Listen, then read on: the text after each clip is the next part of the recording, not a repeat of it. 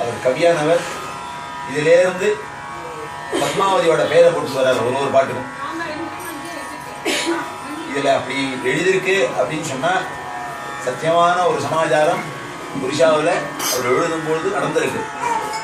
பக்தி மிகுந்து போச்சான்னா, டே கண்ணா ஏண்டா அப்படி பண்ணுற அப்படின்னு நம்ம கிருஷ்ணனை திட்டுறோம். ஆண்டவனே ஆண்டவனேன்றோம். இந்த இடத்துல மரியாதையா அப்படின்னு பார்த்தா அன்புல ஜாஸ்தியாகிடுது. அந்த அன்பை தான் அப்படி காமிச்சிருக்கா. ராதியோட கால் கிருஷ்ணனுடைய சிரசில் இருக்கு அப்படின்னு சொன்னால் அன்னத்தமாக பண்ணுறதை விட பக்தி மிகுந்ததுனால அந்த மாதிரி ஒரு தர்ஷனம் அவருக்கு தெரிஞ்சு அப்படி எழுதியிருக்கார். அதனால இதில் 2 விதமான தீபாராதனை உண்டு. சிரஸ் மேலே இருக்கிறதுனால அதுக்கு ஒரு தீபாராதனை, அதுக்கப்புறம் முதிரைக்கு ஒரு தீபாராதனை. இது மிருத்யுஞ்சய அஷ்டபதின்னு பேர் இருக்கு. இந்த அஷ்டபதிக்கு வைத்தியம் என்னெல்லாமோ பண்ணுறோம். இந்த அஷ்டபதியின் மிதம் ஆற்றுல படித்தா போதும், பாடணுங்கிறது இல்லை. ஸ்லோகம் மாதிரி படித்தாலே போகிறோம். படிக்க படிக்க படிக்க மனசாக வந்துவிட்டோன்னா முகாரி ராகம் இது. நம்ம அழ வேண்டியதுதான். எதுக்காக அழ போகிறோம் சாமிகிட்ட? அதை கொடுறா இதை கொடுறா அதை கொடுறா அதை கொடுறான்னு நல்லா போகிறோம். அவன் கொடுத்துட்டே இருப்பான். நீ சௌக்கியமாக இருக்கேன்னு ஒரு வார்த்தை கூட கேட்க மாட்டான். ஆனால் நமக்கு என்ன வேணுமோ அதெல்லாம் கேட்டுட்டு இருப்போம். இந்த அஷ்டபதியை பாராயணம் பண்ணினாலே தெரியும் உங்களுக்கு என்ன வைப்ரேஷன் வருதுன்னு. சத்தியம். ஒரு நிமிஷம் என்னோட உடம்புல பார்த்தீங்கன்னா அப்படியே திடீர்னு ரோமெல்லாம் நிற்கிறது. ஏன்னா ரோமரம் போட்டி லிங்க தோரித்தன்னு ஆஞ்சநேயர் பாடிப்பான். முருகதாசுடைய கீர்த்தனை. இந்த கீர்த்தனைக்கு அப்படியே ஒரு வைப்ரேஷன். எல்லாமே ருச்சி தான். ஏகாதசி எல்லாமே ஏகாதசி தான். ஆனால் வைகுண்ட ஏகாதசி விசேஷமாக இருக்கணும். சிவராத்திரி எல்லாம் சிவராத்திரி தான். மகா சிவராத்திரி இருக்கணும். அதனால அஷ்டபதி பகவான் நாம அத்தனை சகஸ்திர நாமங்கள் அவனுடைய நாமங்களே சொல்ல முடியாது. ஸ்ரீராம ராம ராமேதி ரமே ராமே மனோரமே சகஸ்திரநாம தத்துல்யம் ராம நாம ஒரே நிமிஷம் முடிச்சுட்டாரு. ஓடி பார்வதி என்ன சொல்லிட்டே இருக்கு, நான் சொல்லியே முடிச்சுட்டேங்கிறாரு. பேருந்த பரமசிவனுக்கு காசியில் அர்ச்சனை பண்ணும்பொழுது சிந்தூரத்தில் வில்வத்தில் ராமாராமான்னு எழுதி வில்வத்தை அர்ச்சனை பண்ணுறாங்க. இந்த நாமம் அவ்வளோ அழகு. இந்த மாதிரி இந்த அர்த்தத்திலே இது அழகு.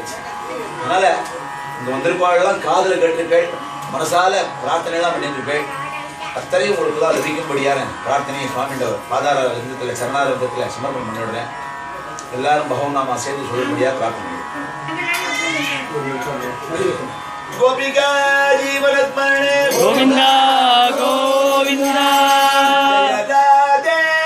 ஜய குஞ்ச விகாரி